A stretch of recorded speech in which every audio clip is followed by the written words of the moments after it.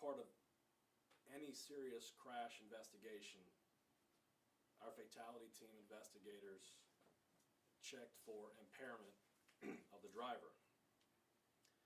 When our officers began checking the grandmother, who has been identified as 55-year-old Kristen Anders of Slidell, she exhibited signs of impairment. The officer conducting the test happens to be a DRE, which is a drug recognition expert, who are highly trained investigators to detect any signs of impairment. It was determined that Miss Anders was under the influence of alcohol and central nervous system suppressants. To add to this tragedy, Miss Anders was placed under arrest for vehicular homicide. This is any parent's worst nightmare.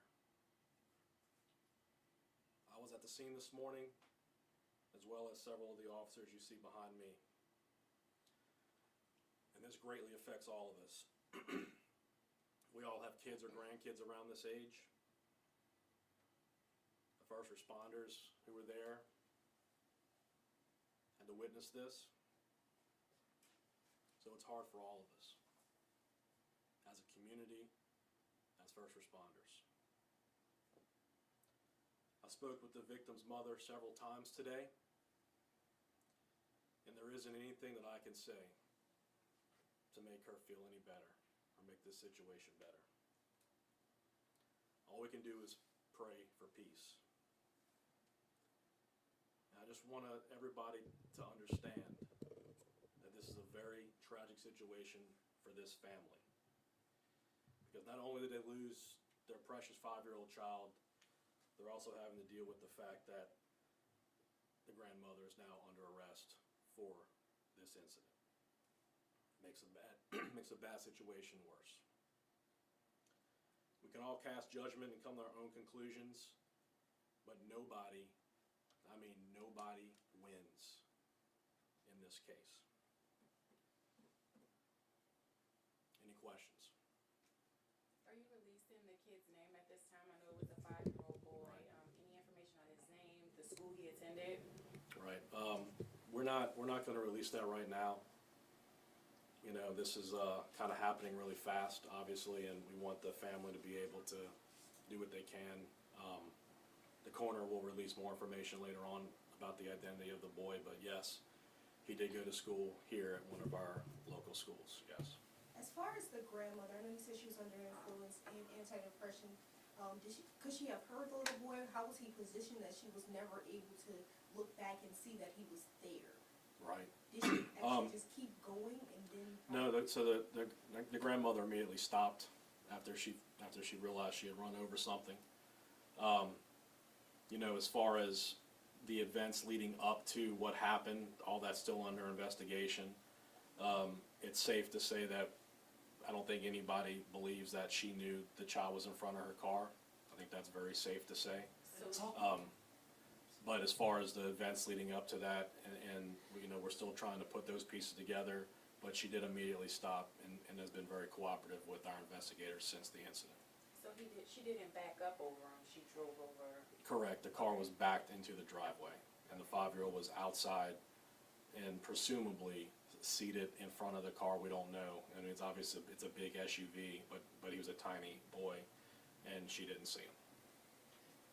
Talking with neighbors in the subdivision, they were saying they heard the cries for help.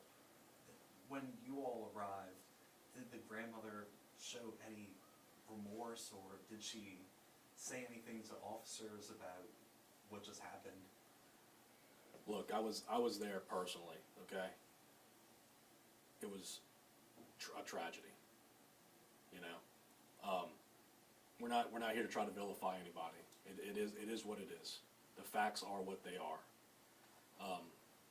It's just unfortunate for everybody that this happened the way it did. Was the grandmother actually living with the family at that house? We believe they're all living together, yes. Why do you think he was sitting in front of the car? Waiting for the school bus. And so just sitting down? Presumably sitting down in front of the car, but again, small 5-year-old, could he have been standing? Yes. Could he have been sitting? Yes. We're still putting those pieces together. And I know spoke with someone, I don't know who, but, they were just saying that it was such a horrific scene that you all needed to, you know, you all might be receiving counseling services. If you could just kind of talk about that, and have there been any services provided to you all? Yes, we, everybody who was there, all the officers and first responders will have the ability to, we call EAP, to see a counselor. They want to, yes. Chief, I see the emotion in your eyes right now. I mean, what are you thinking? Look, I have a young daughter, around the same age. These guys behind me, they all have the same situation with kids and grandkids. It's having to deal with a tragedy like this is it's horrible for everybody. You know, there's no words. There's no words.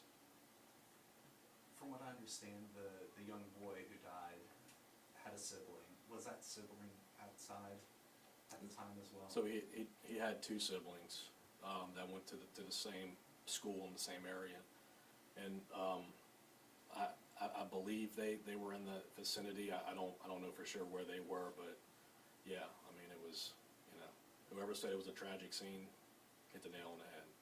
Could you confirm the school that he attended? Do you all know? I'd rather not Okay. say. Did the grandma realize she was impaired? I mean, look, the facts speak for themselves, you know. I mean, what she was feeling and how she was feeling, it's not fair for me to say.